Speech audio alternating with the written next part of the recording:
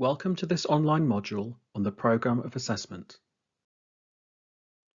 So what is the Programme of Assessment?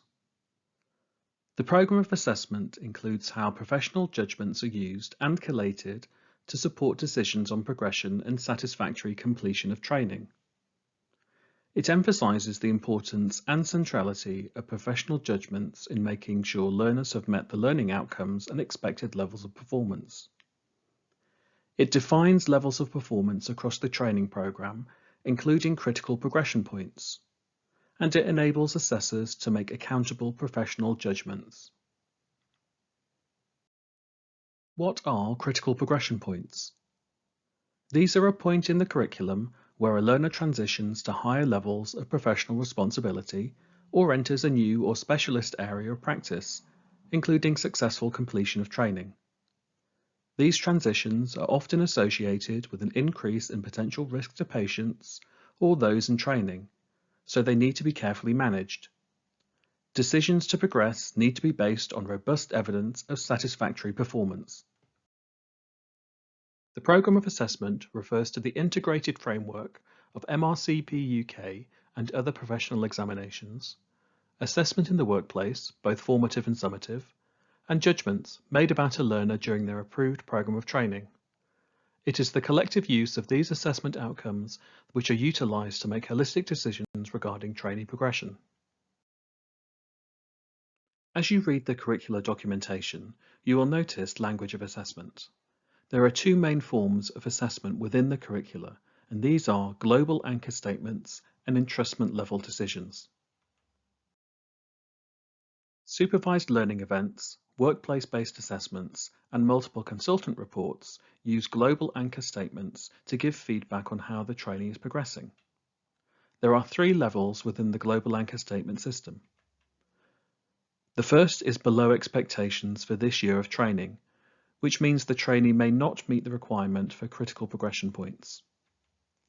The second is meeting expectations for this year of training, which means the trainee is expected to progress to the next stage of training.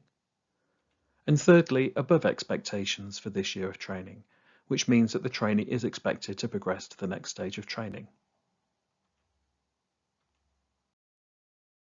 The multiple consultant report is designed to help capture the opinions of consultants who have supervised the trainee in clinical settings.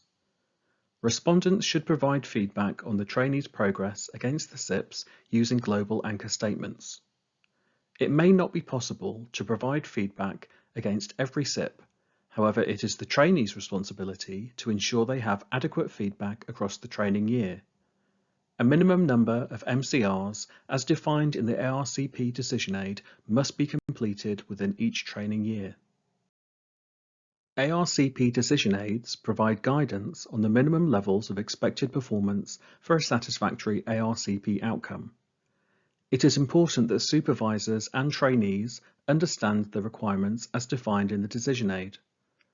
The ARCP decision aids for all curricula can be found on the JRC PTB website. Towards the end of a training year, trainees make a self-assessment of their progression for each CIP and record this in the e-portfolio, with signposting to the evidence to support their rating. Educational supervisors review the evidence in the trainee's e-portfolio and record their summative judgment of the trainee's performance in the Educational Supervisor's report. For generic CIPs, the Educational Supervisor will record in the ES report whether the trainee is meeting expectations or not using the Global Anchor Statement system. For clinical and specialty CIPs, the Educational Supervisor will record their entrustment decision based on the level of supervision required.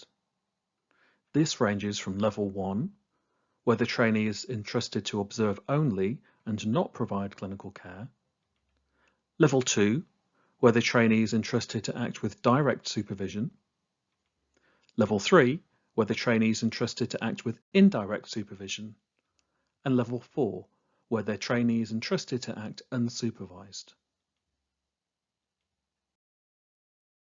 The annual review of competence progression will be informed by the Educational Supervisor report and the evidence presented in the e-portfolio.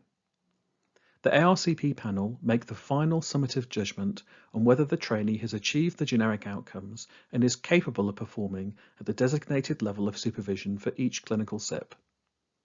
The ARCP panel will determine whether the trainee can progress in accordance with the Goal Guide. For more physician trainer resources, please visit the JRC PTB website.